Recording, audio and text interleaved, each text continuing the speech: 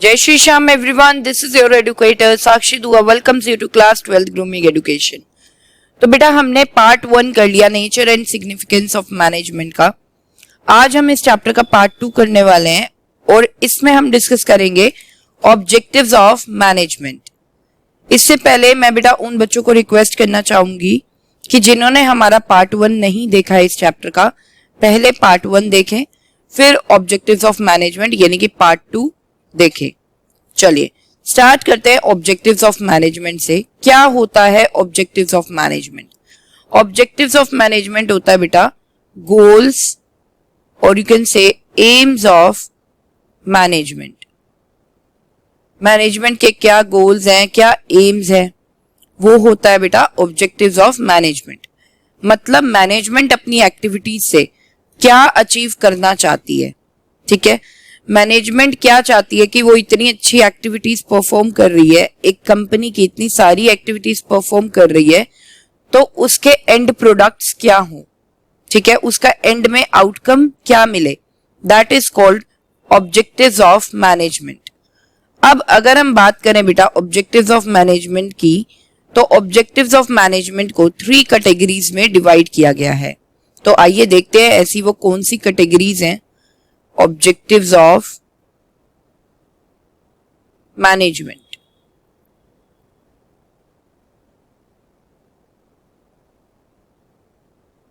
एक है बेटा ऑर्गेनाइजेशनल ऑब्जेक्टिव्स,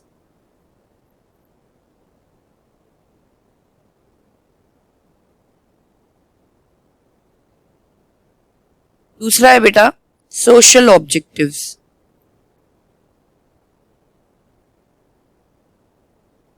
तीसरा है बेटा पर्सनल ऑब्जेक्टिव्स,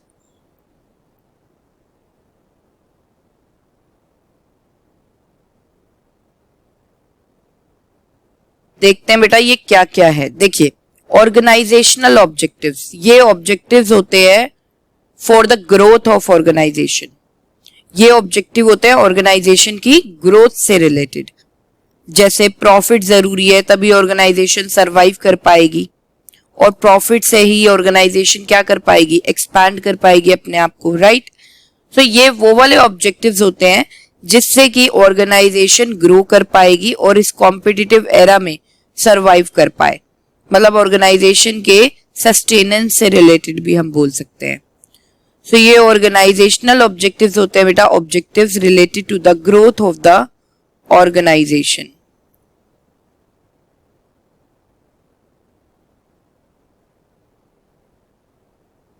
नेक्स्ट बेटा सोशल ऑब्जेक्टिव।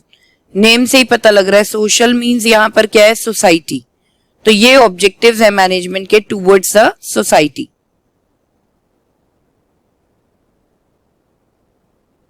ठीक है, और you can say towards the people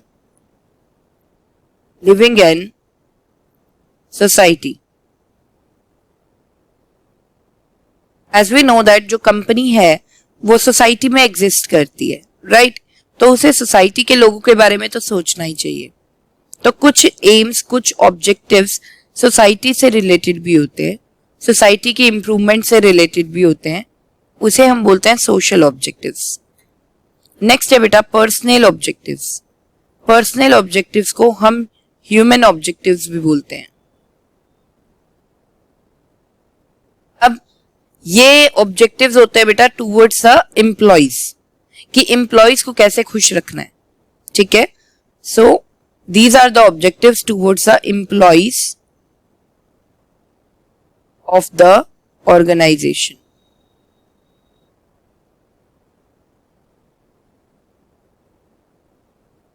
चलिए अब हम 1 बाय 1 ये सारे ऑब्जेक्टिव्स को डिटेल में स्टडी करेंगे। सबसे पहले बेटा बात करेंगे हम ऑर्गेनाइजेशनल ऑब्जेक्टिव्स की।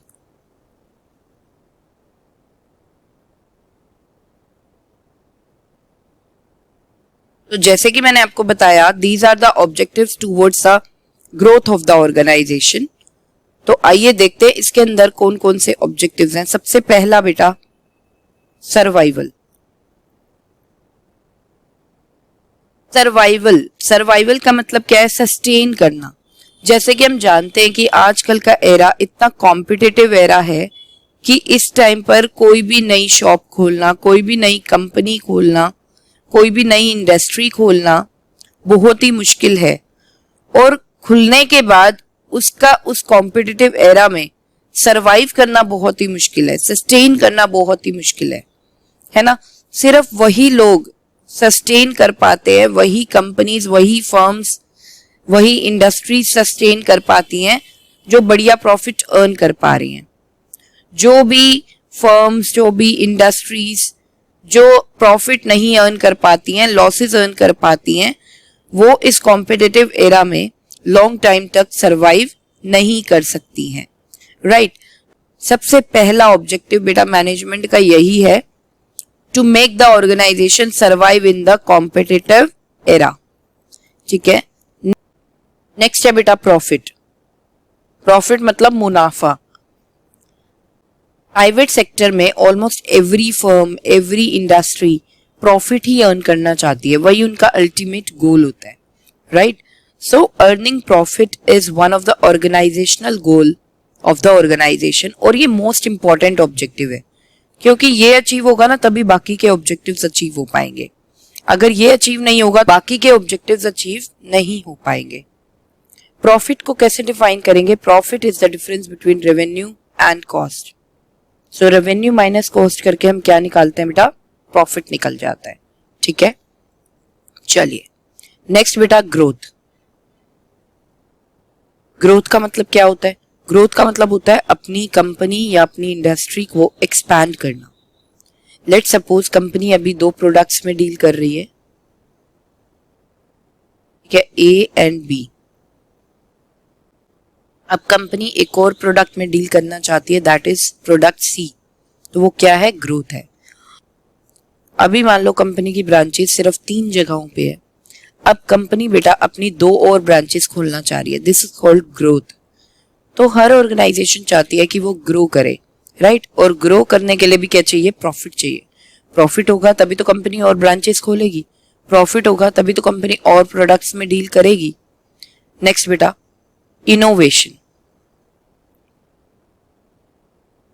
हर कंपनी नए नए प्रोडक्ट्स लॉन्च करना चाहती है, हर कंपनी नए नए आइडियाज को लाना चाहती है to run the business. Why it is so? It is because आजकल का कॉम्पिटिटिव एरा इतना डायनामिक एरा है, मतलब उसमें डे टू डे चेंजेस आते रहते हैं आजकल के एनवायरनमेंट में। तो उसमें सरवाइव करने के लिए हमें इनोवेशन की जरूरत पड़ती है, ठीक है। और इनोवेशन कैसे की जाती है? इनोवेशन की जाती है रिसर्च पर खर्चा करके, और रिसर्च पर खर्चा करना कैसे कर पाएंगे? जब प्रॉफिट होगा, राइट। तो हम देख रहे हैं ना कि सारी की सारी चीजें प्रॉफिट से कहीं ना कहीं क्या है? लिंक्ड है। तो आई होप बच्चों यहां तक आपको अच्छे से समझ में आया होगा, please note it down.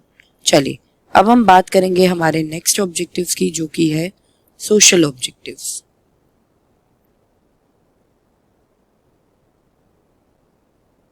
Social objectives जैसे कि मैंने बताया, objectives of the management towards the society. Society से रिलेटेड क्या ऑब्जेक्टिव्स हैं? सबसे पहला देखिए, सोसाइटी से रिलेटेड ऑब्जेक्टिव होना ही क्यों चाहिए? वो इसलिए होना चाहिए बेटा, it is because of the society कि आज जो कंपनी है वो प्रॉस्पर कर ही रही है, आज जो कंपनी है वो प्रॉफिट अर्न कर रही है, तो ये सब सोसाइटी की वजह से ही हो रहा है। तो इसलिए कंपनी ऑल्सो, कंपनी क्या करती है बेटा? सोसाइटी के ही रिसोर्सेज को यूज करके प्रोडक्शन करती है और अपने सारे फंक्शंस को कैरी आउट करती है, राइट। तो इसीलिए कंपनी की रेस्पॉन्सिबिलिटी कहीं ना कहीं सोसाइटी की तरफ बनती है। तो इसलिए बेटा कंपनी सोसाइटी से रिलेटेड भी कुछ ऑब्जेक्टिव्स को अचीव करना चाहती है, जिसे हम बोलते हैं सोशल ऑब्जेक्टिव्स। तो आइए देखते हैं सोशल ऑब्जेक्टिव्स में क्या है। सबसे पहला, क्वालिटी प्रोडक्ट्स प्रोवाइड करना to the people living in the society. Providing quality products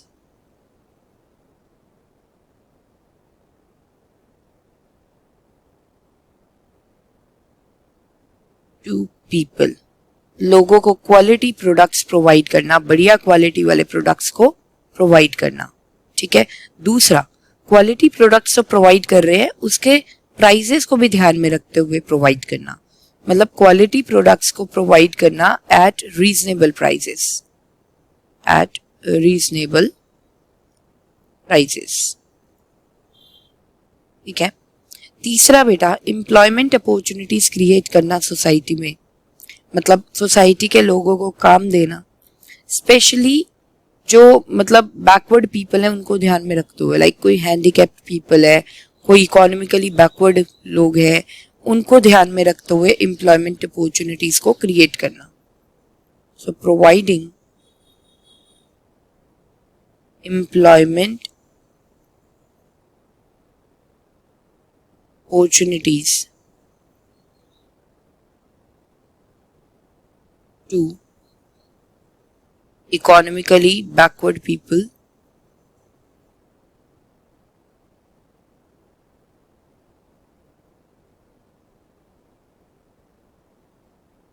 handicapped people etc. Next बेटा, eco friendly techniques of production को यूज करना। इको फ्रेंडली टेक्निक से क्या होगा कि हमारा एनवायरनमेंट जो है वो सही रहेगा, और एनवायरनमेंट सही रहेगा तो उसमें रहने वाले लोग भी सही रहेंगे।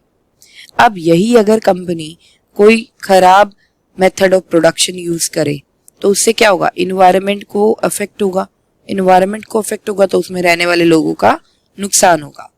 सो कंपनी को हमेशा क्या करना चाहिए, eco friendly products and eco friendly methods of production को यूज करना चाहिए। Use of eco friendly methods of production. यहां तक बेटा नोट कर लीजिए। चलिए अब हम बात करेंगे हमारे थर्ड ऑब्जेक्टिव की, जो कि है पर्सनल ऑब्जेक्टिव्स। तो जैसे कि मैंने आपको बताया, पर्सनल ऑब्जेक्टिव्स क्या होता है, these are the objectives related to the employees of the organisation. देखिए कोई भी ऑर्गेनाइजेशन है उसके लिए अपने एम्प्लॉयज को खुश रखना बहुत ही ज्यादा जरूरी है, क्योंकि अगर वो अपने एम्प्लॉयज को खुश रखेगा ना तो एम्प्लॉयज अपना अच्छे से काम करेंगे ऑर्गेनाइजेशन को आगे बढ़ाने के लिए। तो जो ओवरऑल प्रोडक्टिविटी है ऑर्गेनाइजेशन की वो क्या हो जाएगी, इंक्रीज हो जाएगी। So personal objectives are the objectives towards the employees of the organisation. तो आइए देखते हैं इसमें क्या होता है। सबसे पहला ऑब्जेक्टिव बेटा ये होता है providing fair remuneration to the employees. Company को बेटा एक फेयर रेम्युनरेशन यानी कि फेयर सैलरी प्रोवाइड करनी चाहिए अपने एम्प्लॉयज को, क्योंकि एम्प्लॉयज को ये नहीं लगना चाहिए कि वो काम तो बहुत ज़्यादा कर रहे हैं लेकिन उन्हें पैसे कम मिल रहे हैं। एम्प्लॉयज को ये लगना चाहिए हाँ मुझे मेरी कंपनी फेयरली कॉम्पनसेशन दे रही है, जितना मैं काम कर रहा हूँ उसके अकॉर्डिंग मुझे कॉम्पनसेशन मिल रहा है। तो सबसे पहला providing fair remuneration to employees. अब आजकल के कॉम्पिटिटिव एरा में बेटा एम्प्लॉयज का स्किल्ड और अपडेटेड नॉलेज रखना बहुत ज्यादा जरूरी है। सो ताकि एम्प्लॉयज अपडेटेड रहें इसके लिए कंपनी उन्हें ट्रेनिंग्स प्रोवाइड करती है। So provide trainings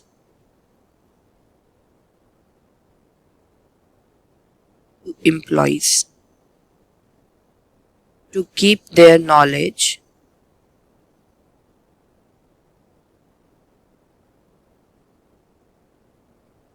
updated. Next, peer recognition.